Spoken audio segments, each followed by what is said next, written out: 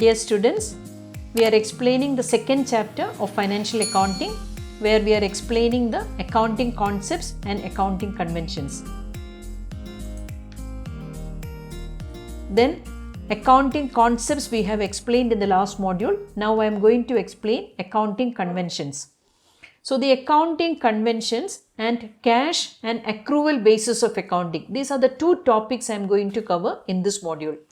So this accounting principles, as I have told you, it's divided into two accounting concepts, some usages, some traditions, some assumptions. So these principles are required for preparing the financial accounts. So that is the importance of accounting concepts and conventions. So now we will see what are the accounting conventions. So accounting conventions are the customs, traditions, usages, practices followed by accountants. So why they are following certain traditions? So whoever preparing the financial statements, then they will follow these traditions or customs. So the accounts will become comparable. So we have 5 accounting conventions. First one is convention of materiality. Second one is full disclosure. Third one is convention of consistency. Fourth one is convention of conservatism. And last one is convention of fairness. So first one I will explain, the convention of materiality. So the materiality convention is very, very important. So what is materiality? There is a definition for that. American Accounting Association defines the term materiality as an item should be regarded as material if there is reason to believe that knowledge of it would influence the decision of informed investor. When you prepare the trading and profit and loss account, you will come across one item called sundry expenses. So certain expenses, postage, telegrams, Xerox charges, all this we will club it into one head and we will show that. Because these are nominal expenses we will incur. There is no need to show it as separate item. That is why we are calling it as sundry expenses. Sundry expenses means all the miscellaneous expenses. But if it's an item, if you are spending so much for Xerox charges or so much you are buying stationery, then that item has to be separately recorded in the financial statement because you have to show that. That is how you decide how an information is important while preparing the financial statement. Similarly, you have to remember that, see, how you decide whether it's an item of importance or not. You have to decide if it's going to be an item of importance for those who are using financial information. So that is the idea of deciding the materiality concept. Similarly, you have to remember that contingent liabilities, you will come across contingent liability. See, contingent liability meaning an important case is going on in the court. You know that it will take time to decide the court verdict. So this, what they will show that after preparing the balance sheet, they will show it as a footnote. See, this liability may or may not arise. So whoever using the financial information, they will get an idea. See, this case is going on or this liability may incur or may not incur. They are informing through the financial statements. So that is the concept of materiality. See, whoever using the financial information, they should get the entire information about the business transactions for that business unit. That is very, very important because they should not get into wrong conclusions or wrong judgments, wrong decisions decided on the basis of this financial statements. So whatever important information, when you are preparing the financial statements, it should be disclosed through the financial statements. Second one is full disclosure. So full disclosure meaning, see, the same thing, accounts must be honestly prepared and all the material information must be disclosed therein. So here you have to remember that when you are raising share capital, if you see the share capital of a company, we will not show it as one item. We will show it as authorized capital, paid up capital, subscribed capital, all these details. So one item itself we are dividing into different headings. Similarly, if you see a bank financial statement, you can see that non-performing assets, it's divided into different headings and we are showing it in the financial statements. So this is full disclosure. We are informing when a bank is dividing non-performing assets into 4 heads. So that meaning which all items are the time, on the basis of the time also we can decide how this loan is outstanding, what is the risk involved. So the full information we are giving through the financial statements. So the purpose of financial statements, why we are preparing financial statements? We are communicating the information about the business activities. So we are transparent in giving the information to the others. So that is the idea of full disclosure. Third one is convention of consistency. The term consistency meaning it has to be uniform throughout. You have to continuously follow the same certain accounting principles. See, for example, depreciation, stock valuation and all, different accepted methods are there. When you will learn costing or when you will do auditing and all, you will learn the different methods are there. See, depreciation, 10 methods are there.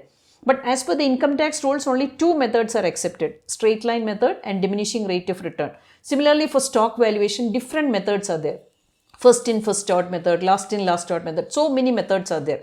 But you have to remember that whatever method you are following, you cannot change that in between. See, if you change in between, the accounting information for the previous years cannot be compared with the future years.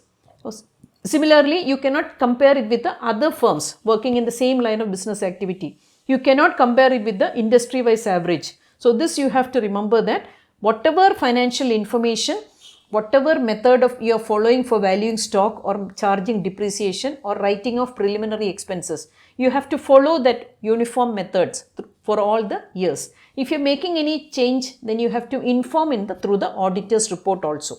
That is the practice we are following. Next is convention of consistency. So the consistency is while preparing the financial statements, all the losses should be recognized immediately and all the gains should not be anticipated.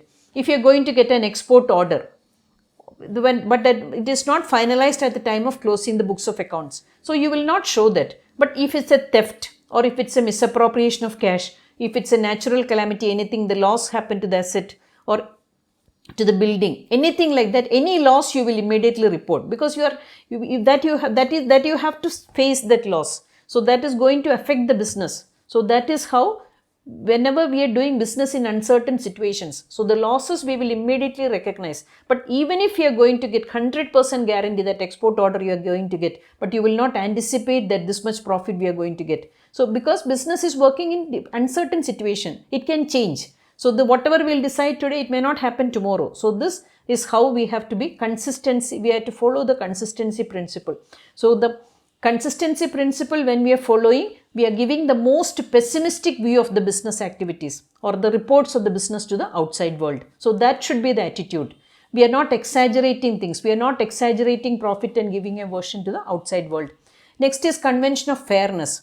So fairness is justice and equity in reporting events. Whatever happens, sometimes it will be good for the business firm. Sometimes it will be a loss for the business firm. So when you are fair in the sense that financial statements should not favor certain groups of people. See, if you sit with if the owners will tell that you do some wrong calculations in the accounts and you cook up the stories and you present that for getting a loan or anything like that.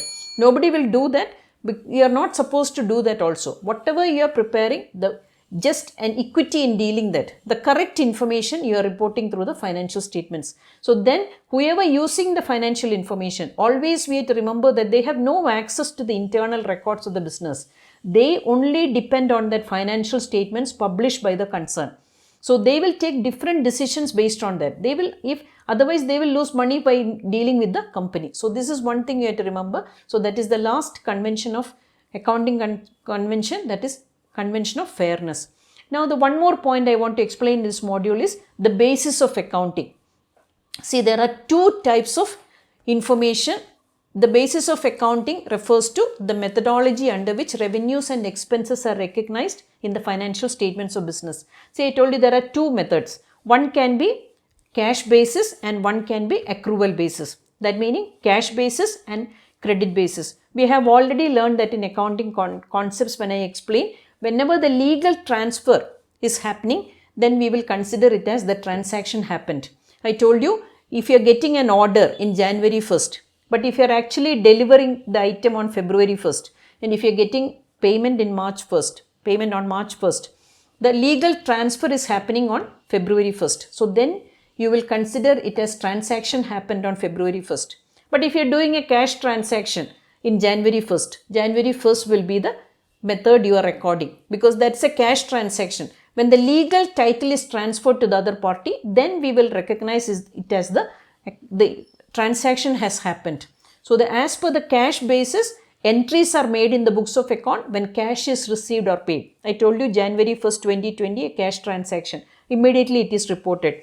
But as per the accrual method, receipts and payments are recognized in the period when they occur, when the legal title is transferred to the other party. So these are the two methods of accounting. One is cash basis and accrual basis.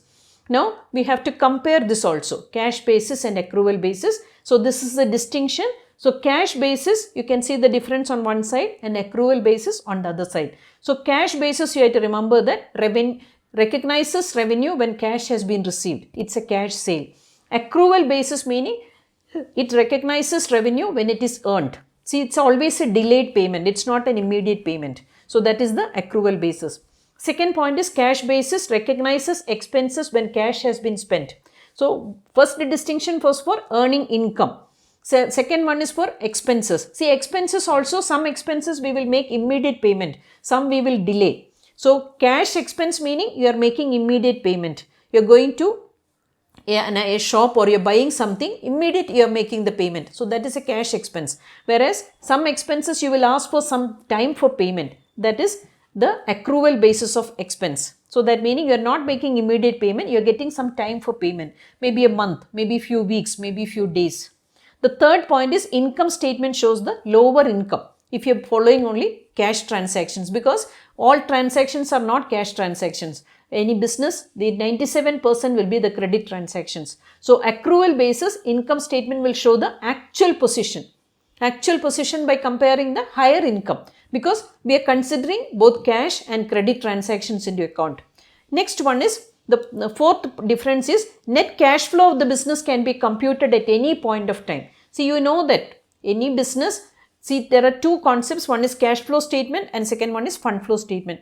Cash flow position is very important because for running the business, we need cash at a certain day, at a certain point of time. We have to make certain cash payments. So if you're following cash basis of accounting, whatever the cash available with the firm, you can calculate based on cash basis. Whereas accrual meaning net profit or loss made by the firm can be computed at any point of time. So we know that this much profit we earned because we are considering both the aspects, cash and the accrual basis or cash and the credit basis. The last point is cash basis is less accurate as only cash transactions are included. We cannot avoid credit transactions. If you are avoiding credit transactions, we are not representing the actual business position. Whereas in accrual basis, more accurate method, as this method includes all the transactions. So this is the difference between the accrual basis, all the transactions, both cash and credit, immediate payment and delayed payment, everything is expressed in the accrual basis. So these are the differences between cash basis of accounting and accrual basis of accounting. So you have to remember that the second chapter was a small chapter where we explain accounting concepts and conventions, and there are two methods of reporting. One is cash basis and accrual basis. Now one more, when I check the syllabus, I have seen that US GAAP and IFRS. So that is also there in the textbook and it's also covered in the syllabus. So I don't think that at this level you have to learn that. So what I have done is the material I prepared, I have given in the description box. So please check the description box for getting the US GAAP and the IFRS details. And happy learning with Dr. Alice Mani. Give me your valuable feedback and suggestions and encourage my humble effort. Thank you.